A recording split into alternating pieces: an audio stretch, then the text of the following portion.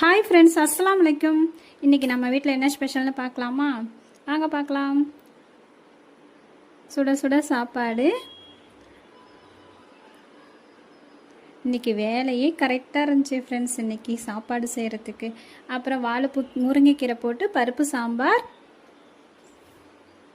அதுக்கப்புறம் மணக்க மணக்க ரசம்.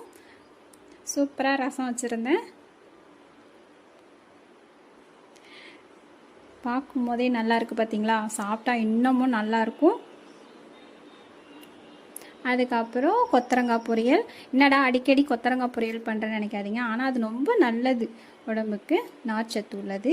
அப்புறம் பருப்பு சாம்பார், பருப்பு துவையல், அப்புறம் அப்பளம், மோர் மிளகாய், மோர் சுண்டைக்காய், அதெல்லாம் ஒரு அப்படியே வறுத்து எடுத்து வச்சுக்கிட்டேன்.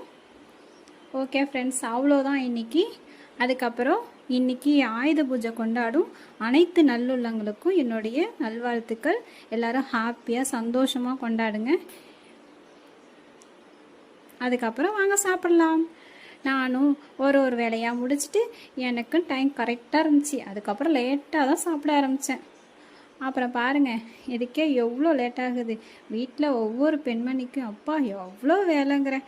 அதை வீட்டில், அதாவது வெளியில் போய் வேலை பார்க்குறவங்களுக்கு கூட ஒரு வேலையாக இருக்கும். அதை வீட்டில் இருந்து நம்ம வேலை பார்த்தோன்னா வச்சுக்கோங்களேன், அப்பப்பா சொல்ல முடியாது, அவ்வளோ வேலை, ஒவ்வொன்றும் ஒவ்வொரு வேலையாக இருக்கும். அதை வீட்டில் இருந்து அனுபவிக்கிறவங்களுக்கு மட்டும்தான் தெரியும் எவ்வளோ வேலை பார்க்குறோம் அப்படின்ட்டு.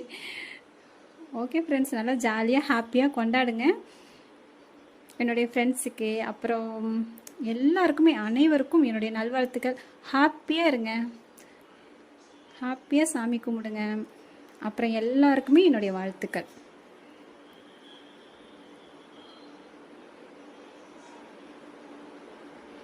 ஓகே ஃப்ரெண்ட்ஸ், அவ்வளோதான். ஓகேங்களா? நான் செஞ்ச ஸ்பெஷல் இன்றைக்கி அவ்வளோதான்.